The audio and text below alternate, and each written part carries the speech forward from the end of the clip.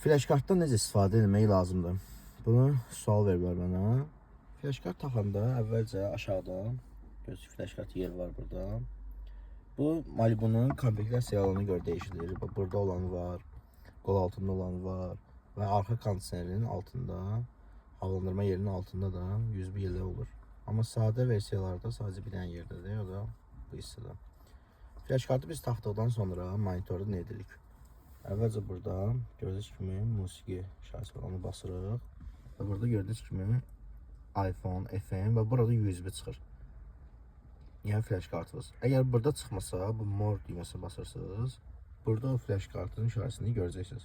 Əgər burada da çıxmırsa, deməli artıq sizin öz flash kartınızda problem vardır və yaxud da ki, onların flash kartının növləri var.